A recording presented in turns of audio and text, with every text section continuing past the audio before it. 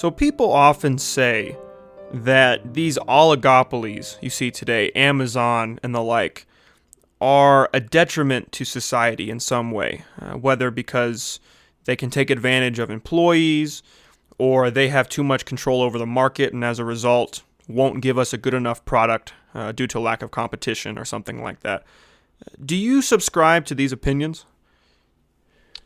So I feel like there's good sides and bad sides to these massive businesses like Amazon, Google, uh, you name it, anyone will know it. And I think a lot of it comes down to if the services they provide, albeit they kind of shut down all competition as the name oligopoly implies, but at the same time, if they offer a service and that service is convenient and helpful to the people, then I feel like it's hard to argue against it. Um, so I feel like I'm kind of in favor of them, but at the same time, I'm aware that some of their practices um, are definitely seen in a negative light, and that's because as much as I know, sometimes it can even be immoral. I'm not sure how their outsourcing to other countries outside of the United States works. I'm not 100% confident in my knowledge in that field, but from what I've heard, it sounds like sometimes they use unethical practices. Yeah, it really has multiple ways you can approach it. In my intro to business courses I took a couple of years ago, the most common perception is that it's consumer oriented. Our capitalism is driven by consumer. So, antitrust laws, for example, yes, they promote competition, but more importantly, they promote competition for let's say, reducing prices or something like that for the consumer. So let's start with the consumer outcome and then maybe diverge from there. So on the consumer side, it makes me think about something like a authoritarian leader. In theory, they are the most efficient, best leader, like a pure, not even an oligopoly, but just one company, right? That would be a leader who could have so much control over the supply chain and things like that, that the prices could be literally rock bottom. But on the flip side, without competition, if they change their mind, now their prices could be extremely unethical. You see something seemingly similar with big pharma sometimes, with something like an EpiPen, because they have copyright protections and so forth. So it seems to me that from the consumer side, with a company like Amazon, one day or even same day delivery is just a net positive, as long as we assume that they're never going to have so much control that they hike up the prices. Yeah, and I think you nailed it. That's probably the biggest argument, even if you look at the positive of convenience and perhaps low prices, is that maybe an event could happen. I'm not sure what event would catalyze something, but they could then, on a whim, change the entire situation for the consumer. Um,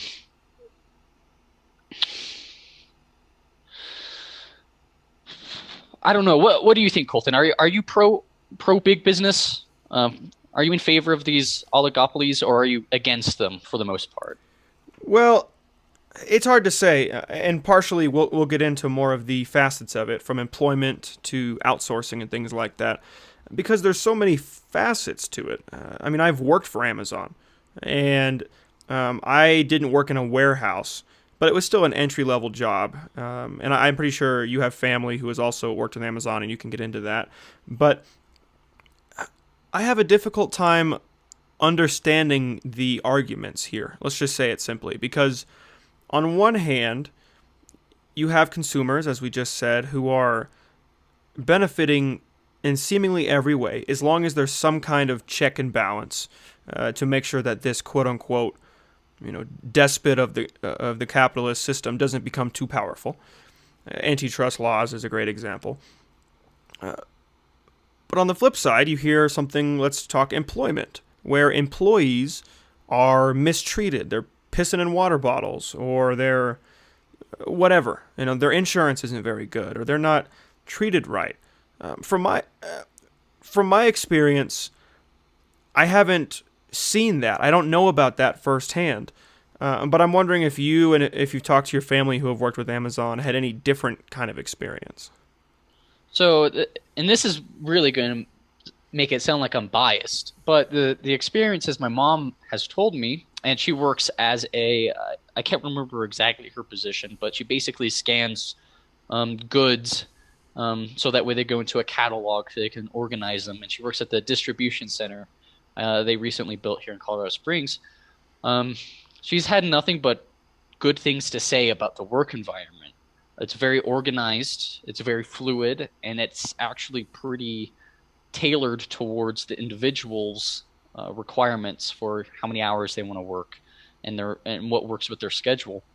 And it's actually the opposite of my experience with I've been working with a pretty small business these past 6 months. It's a salad restaurant, Chop Five. And just to clarify, anything I say here isn't under their name. This is entirely my opinion and what I have to say. But at that restaurant, there's kind of no regard for your requirements, for when your availability is, and also any preferences in your work environment. Those kind of get cast aside in the light of promoting the standards of the business. So it's kind of interesting because I would have thought maybe it would have been the opposite. In a small business, you're definitely more catered towards, you get more attention, and you're definitely going to have a much more personalized experience. But it definitely hasn't felt that way, at least I've only worked this one job, so take my opinion with a grain of salt. But it definitely hasn't felt that way, working for a small business in Boulder. I definitely feel like I'm not, any more than someone that they can easily replace, I guess is one way to put it. Do you think it's possible to differentiate between personal and personalized? Because it seems to me that when I worked for Amazon, for example, it wasn't personal in any way. I mean, I didn't even have a manager until you got to the regional area manager. I mean, that was my first quote-unquote low-level manager. It wasn't personal at all. It was someone who in a normal job would be 3 levels up the chain of command. That's the first level. So it's not personal, but it was certainly, maybe personalized isn't the right word, but it was efficient and easy in some sense. As long as you didn't have one of the odd anomalies where your 401k is screwed up and you have to call the call center, because that's a huge pain in the ass. But aside from those cases, the job itself was really autonomous and efficient. You pick up your schedule at 5:10. Let's say they release it. If you're there at 5:10, you end up getting the shift you want. You get to pick any shift you want. If you work full time, you get to pick your shift 2 weeks in advance. You get discounts on the website and things like that. So sure, maybe it's not $30 an hour. Maybe it's not a super enjoyable, thought-provoking job, but they give you bonus pay. They give you bonus pay for holidays, and whenever they need people, they'll pay you more, and it's easy to pick up shifts, and you kind of just put your head down, do your work, and go home. I'm glad you poked a little bit of a hole in my my word choice earlier. So it's actually interesting because one of my coworkers also worked for Amazon, and personal was definitely the wrong word to use, perhaps for Amazon's work environment. And you could see that I haven't worked there yet. But one of her biggest complaints, and this is probably going to shift more towards the bad things I've heard about Amazon. One of her complaints was that you really don't get to know anybody that you work with. You kind of just mindlessly drone on and just do your job. And like you said, you don't really even get to know management until it's really high up. So, and that's one of the things she loves about the job I'm currently working at. She gets to know everyone pretty well. Like, I've hung out with her. We've talked. We've hung out with coworkers, managers. Everyone's very close. And in that sense, I guess you could say that a local business, at least in this one example I've provided with the salad restaurant I work at, local businesses can provide that sense of family. I guess family is a strong word for me. I wouldn't use that personally, but I feel like that's probably a popular word you could use. Family that these big businesses probably will never be able to provide just because of the scale that they're at. So that's definitely true. And I agree. I would say easier is definitely the word rather than personalized because she was showing me the app for Amazon. You log in on an app, at least where she works, um, and you manage everything through this hub on your phone. That's super easy and it's up to date and it always has everything it needs to tell you right there, easy to access, which is entirely different from my interfacing with my job. So it's definitely an interesting change, that personal environment that my job gives compared to what Amazon provides. Right. It does make you wonder too about resources because Amazon, just to use this example because we know it a little better than other examples, they probably have better systems in place. Sure, they're not going to be perfect, and there have been times where I would like to give feedback, and your feedback's going into the void for the next year. That's just their feedback's not the best, and customer service isn't the best. All these kinds of things from the employee end, I suppose. But generally speaking, when it does work, it works well. It's it's efficient. It is functional. The scheduling system is designed in a way that's usable for lots of people. So there's no need for them to wait until the day before your shift to tell you your job because they already have the system in place to have projected sales for the next 3 weeks easily. So then they can allocate resources accordingly. So partly it's just different, right? It's a small business doesn't have those same resources. They probably don't have an ERP, like an enterprise resource system that has all these different facets. They're not going to do that. They might use Excel sheets, right? So it really just depends, and I think it makes me reflect more on society and perception of cultural changes than it does the companies, because to a lot of people, just in our age group today, and this pendulum may keep swinging back and forth, the small business that might only tell you your job times the day before, that's way better because it feels like you're not being taken advantage of, right? It feels more humanizing. Whereas Amazon, it feels like you're just a cog in the machine. And that perception, my suspicion is it's a little bit stronger just because we have a bit of a victim mindset, a little bit more of a sensitive mindset today. And again, that will likely swing throughout time. But I wonder if that is part of the reasoning why people don't like working for these big businesses so much. Not because it's actually worse, but because it's perceived as so much worse. You're perceived as being disempowered and dehumanized. Yeah, it's such a fascinating point too. You see, when at my job, I have to ask my boss, can I get this day off? And then he's like, why? And we have to have this whole conversation about, oh, well, I need a day off because I have time. I need time for myself. Uh, to if I join an intramural team to play in those games and participate in that practice, right? And you have to have this whole back and forth with him, and it's definitely that can be frustrating sometimes as well. But I guess the question really comes down to what the individual wants out of their workplace, and I'm glad you bring up culture and society, because I think it does tie into that. Whether or not you want a place that you can kind of feel at home with your friends, where your job not only takes up the compartment of making money and keeping you alive, but also being your social sphere, versus do you just need a place to make you money and be consistent? Right, that brings up the point of what is a job. And I think you're right, expanding my comment on the culture today. Jobs are not perceived as the 9 to 5 that the man in the family goes to and just works hard and hates his life, but he's providing for his family. Yeah, some of that is still used in some sense, and that's regional and cultural and things like that. But it seems more to be the case that No, your job is something that, if it's going to be a required part of your experience, something that men and women partake in, people of younger ages could partake in, and there's supposed to be labor laws that are increasingly, stringent, then in fact, if it's going to be 1/3 of my life, then the expectation isn't that it's going to suck, but I'll get paid for it. The expectation is that I'm going to enjoy it and also get paid for it. It's just a different mindset.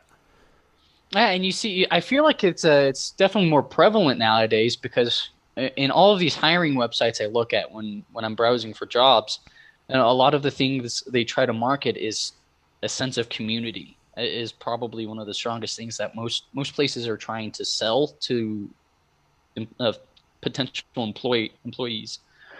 And so it's definitely interesting. I'm starting to learn that personally, that's not what I'm looking for. I'm definitely looking for something that's consistent and just makes me money for now. Um, so that's definitely an interesting lesson I've learned over the past 6 months in talking to my mom and my coworkers, and as of right now, you. So Well, let me ask you. Um, you're working right now just to make money to live off of and so forth. But if you're looking for a career move, let's say you graduate with an aerospace engineering degree. Do you want something that you don't care if it has a strong community? Or do you want something that has that higher retention rate, not just because the company likes high retention rates, but because you feel like you want to stick around and belong somewhere? yeah, so I feel like it's different there because when I'm looking at a profession, something that I could actually build, for my future, I feel like that's when I start caring about how the environment is there when I'm trying to solve problems um, or create something. I feel like in these lower level jobs, in these entry level jobs, the concern is more paying the paycheck, or sorry, not paying the paycheck, paying the bills at the end of the month. Um, so that way I can do things that I want to do outside of it.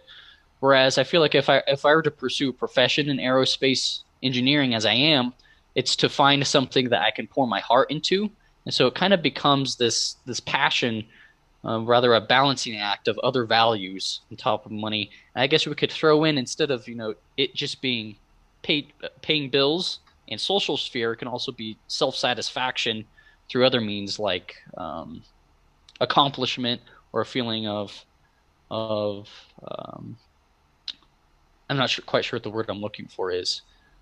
Um, but kind of finding this integrity through doing something greater is kind of another way to find purpose in doing something like that. Do you think do you think everybody deserves to enjoy their job? Because the way I presented that a moment ago, it seems like I am strongly against that idea. I'm not. I'm trying to present it neutrally. But do you think it's possible that everyone deserves to enjoy 1/3 of their life? Maybe to the extreme that actually UBI makes sense, a universal basic income. We shouldn't have to work at something we don't love. We should be able to pursue our passions. Or is that actually too much of a stretch? And really, this job just gives you, means to an end to provide for a family or something like that. Yeah, so that's a very good question. And I believe that not every job has to make people happy. I definitely don't believe that because I believe in the times that you have to go through things you don't like, you start learning very important things about not only the world, but yourself. Um, and in those instances, you also start picking up on perhaps what you find interesting or more, what's the word I'm looking for? Something worth pursuing. I definitely think that having these jobs that you could call boring or mind numbing are not a detriment to the human experiment. Wow, that if I said that, I was definitely going the wrong direction. But um,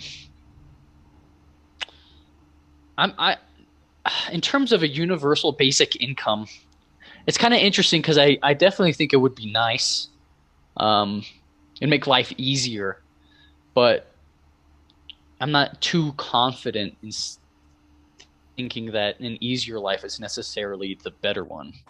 So that's where I sit with that. Kind of an interesting, perhaps contradictory. I'm not sure, but Well, it is a good point to say that if we want to trust the studies on mice, at least, insofar as we are distant relatives of mice, and maybe these studies have been done on more closely related relatives like chimpanzees. I'm not actually sure.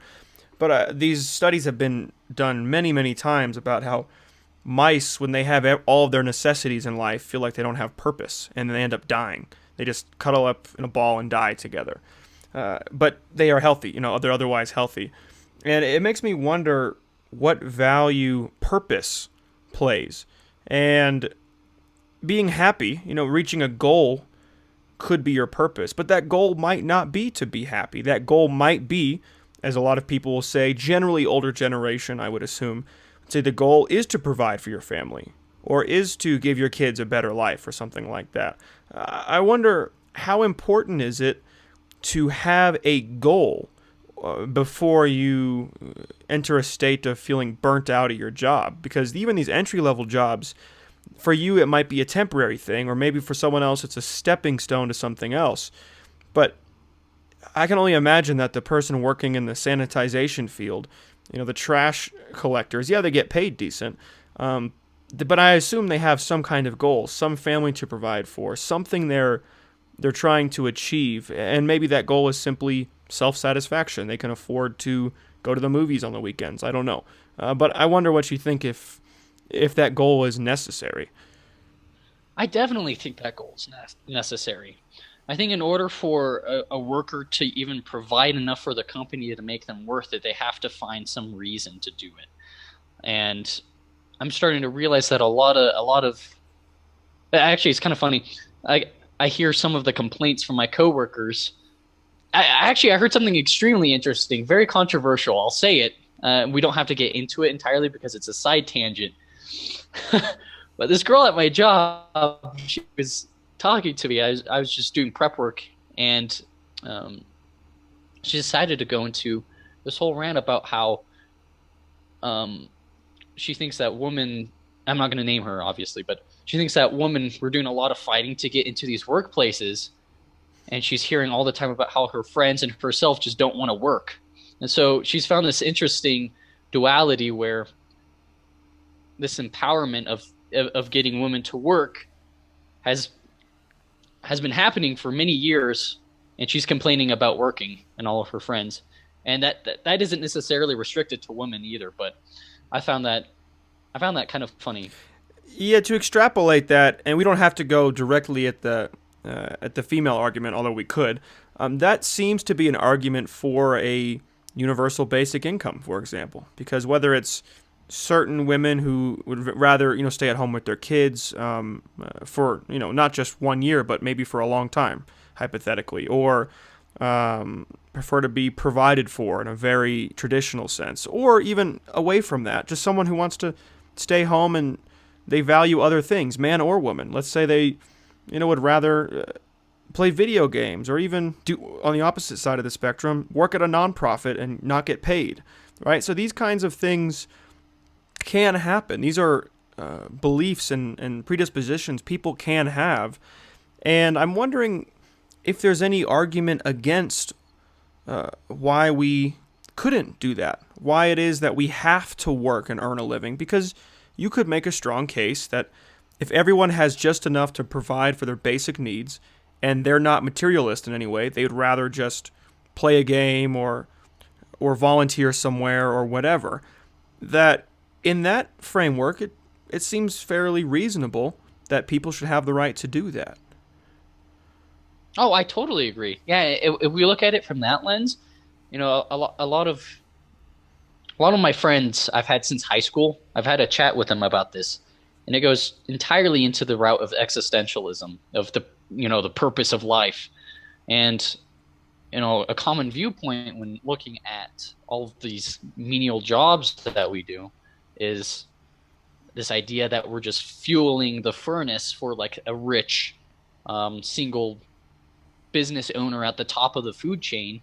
And so what's the purpose of doing all this work when we definitely could have the systems in place to just universalize all of these things and end up not having to do these menial tasks or these mind-numbing jobs, as some people put them. So, and that's where I think a goal comes in. I think if you can find a goal and materialize something that's worth doing for that job or because of that job, then then I think, in my case, I could work at Amazon and still find happiness, because I take home that money and have a goal outside of work.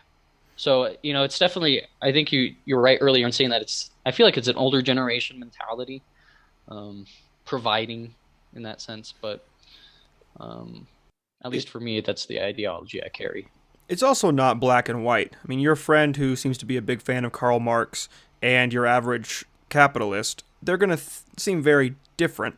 But you can have gray area. Like UBI, for example, is not the same thing as communism, right? These are very different things. So you can still have wealthy people if those, producing the means of productions, as you would hear often, um, if they are more equitably paid or something like that, then instead of having people with $100 billion, you might have people with $10 billion, or maybe just they're just billionaires in the single digits.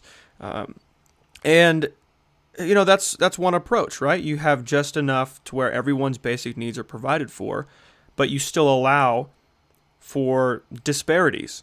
It's almost a modern derivative of, I might get called out for comparing these two, but a Lockean argument in the sense that Locke would say, oh, now that we have money as a medium of exchange, there's no problem with me hoarding because I'm not robbing those of the agriculture around me, right? I'm not using fruit to trade. I'm not spoiling my fruit because I have too much of it. In fact, I have money and I can hoard money at no one else's expense. So you can go from one end of the spectrum to the other, and there seems to be a possible middle ground here that actually doesn't have too many theoretical flaws. It seems to me to be more a problem of simple tax code. Yeah.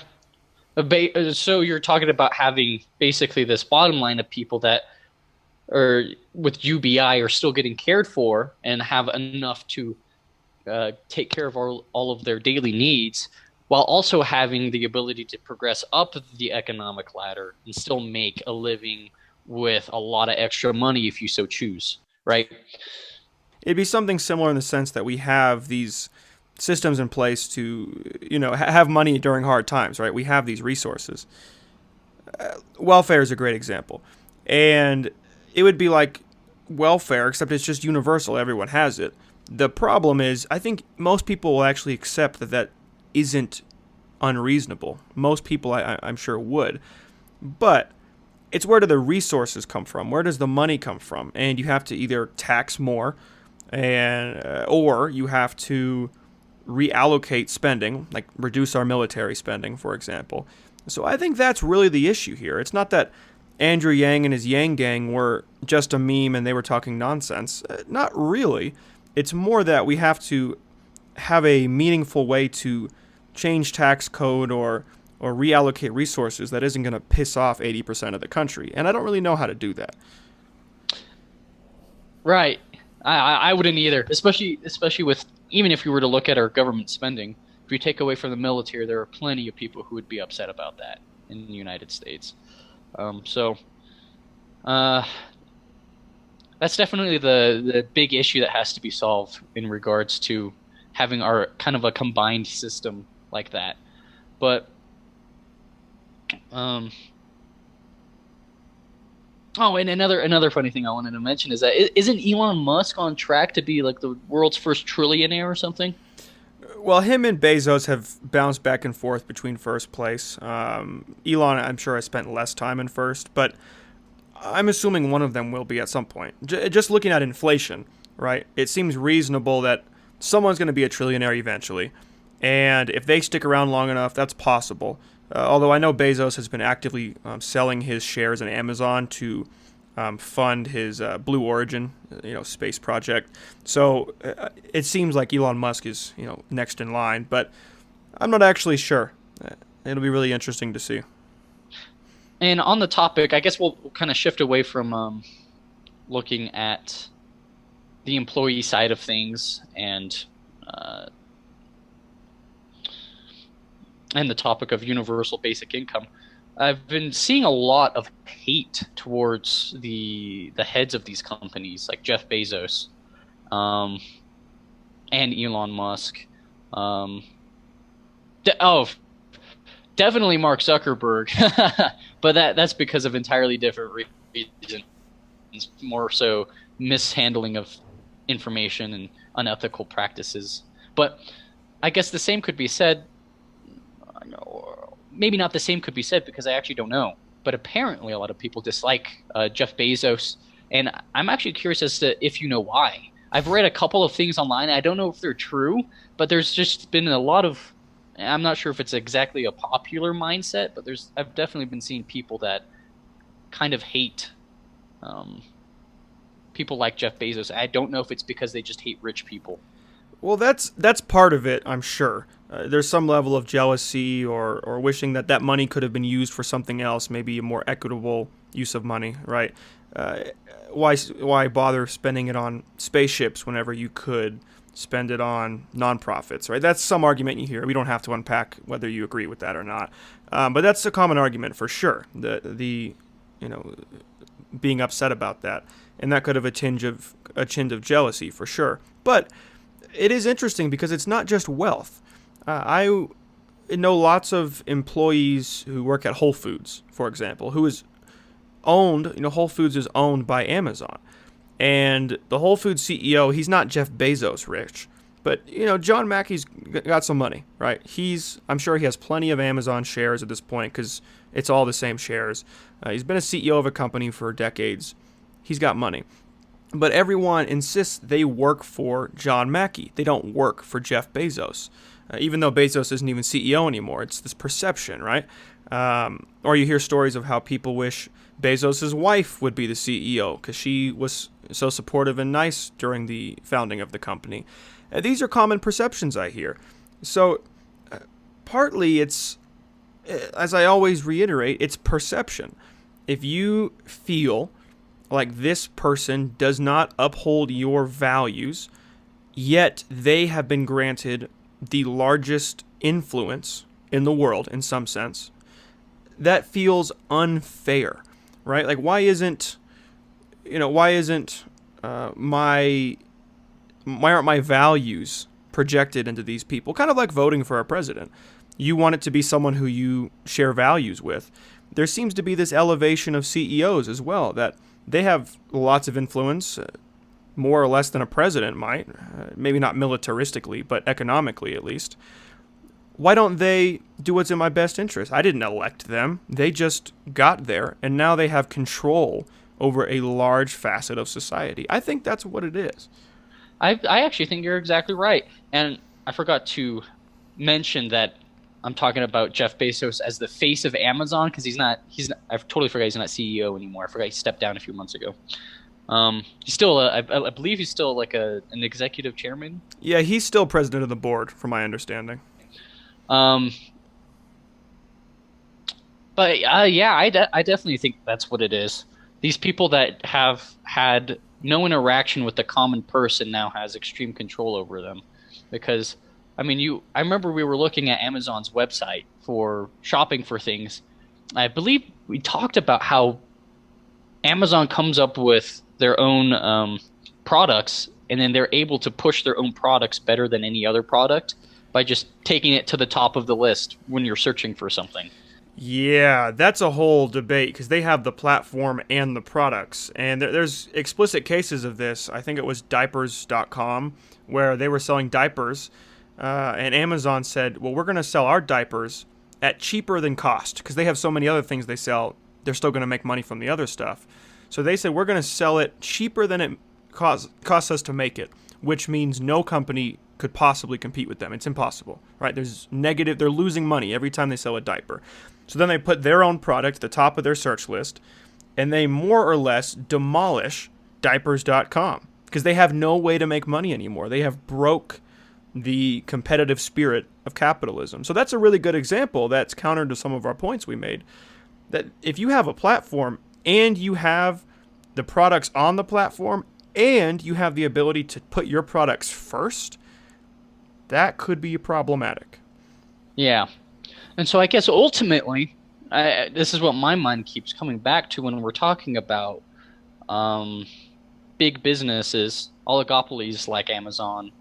Um, it really comes down to trust, I feel like, between the consumer and the company, and whether or not.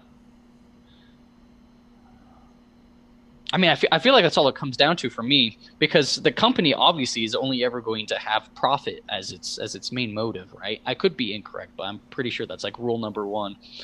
Um, and so if earning a profit becomes something that can only occur when in detriment of perhaps consumers, I'm not sure if that could even happen though.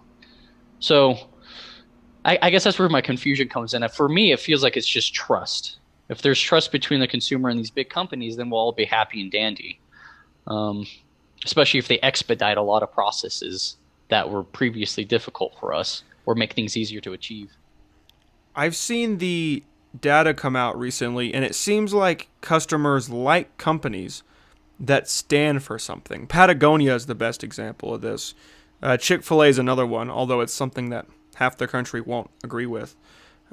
But it seems like there's some argument to be made that people like companies that they can stand with, right? They build trust with them. And in some sense, this is related to, although somewhat different, to the fact that there are many companies today that actually aren't purely profit motivated, or at least ostensibly not profit motivated. They are known as social entrepreneurs, people who are creating companies that have a social goal, but they make a profit because that profit allows them to fund these projects that they're doing. So it seems that there are actually other options out there beyond purely politically apathetic, profit motivated companies. And I guess, would you think that that is a better way forward for businesses and potentially even huge businesses? Um, do you think that's a better way forward for running a business rather than just pure profit motivation? This is a great question because if you don't care about profit, then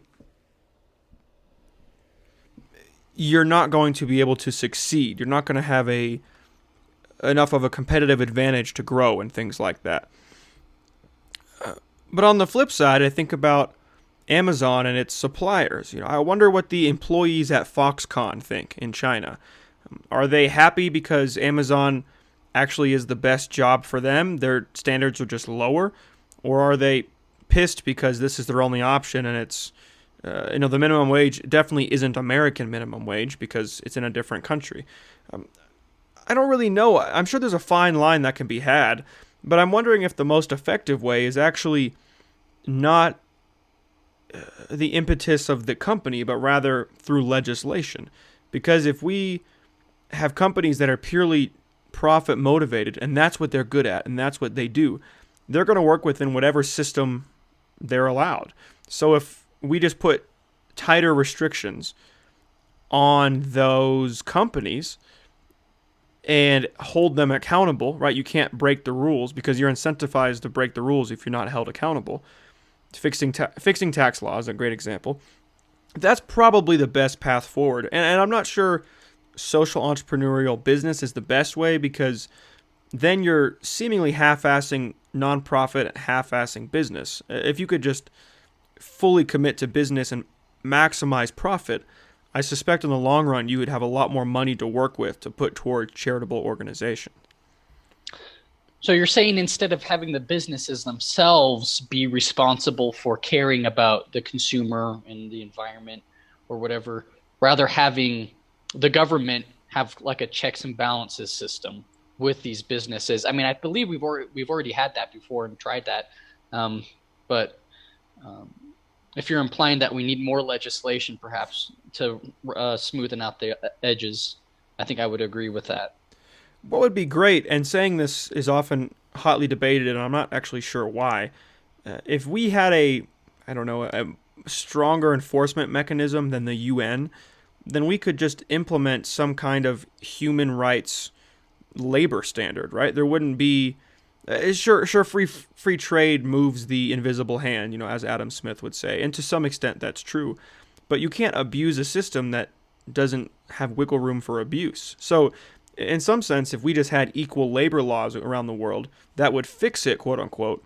But at the same time, that wouldn't account for a different valuation of the dollar, or there's economic advantages and disadvantages to being in a advanced Western world, quote unquote. So I don't have a perfect answer, but I can't imagine hoping the businesses will do it themselves will actually solve the issue as much as I would want it to. Yeah. To that end, I definitely see that. So I guess ultimately, when we're looking at big businesses, I can't think of a definitive answer for whether or not they're going to be exactly healthy for our future or a complete detriment. I can see it going both ways pretty easily. I see a lot of things they add from the stories that my mom has told me about how she has a consistent schedule now. She gets all these benefits, and now she's able to bring home money so she can take care of herself. But I also hear all these stories about how impersonal it is, and how at least in their outsourcing to these other companies in other countries, there's probably, and most definitely in some cases, unethical practices for the employees, and it's just hard to enforce. So if we could just find a way, like you said, to just create some international presence that can help lock down on these regulations, or put them in place in the first place, at least, we could probably find this middle ground where we can have not only these huge corporations, but have them be healthy for not only the consumer, but the cultures and different societies of the world, by keeping them in check and balance.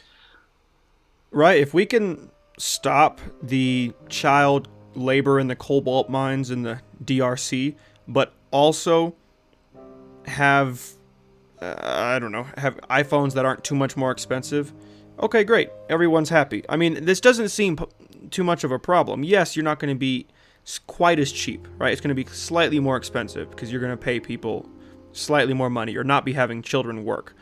But if it's implemented across the board, which again, the UN can't do this, but if this was implemented across the board, then you're actually not at a competitive disadvantage. Everyone is at the same advantage, but with a slightly higher wage, let's say. And I think that's the really only way we can solve this. It would take a unified effort, and God forbid, trying to unify the world. We can't even unify our own country. But that's really the most efficient and effective way to do this, in my eyes. I just don't have a clue how you'd do it.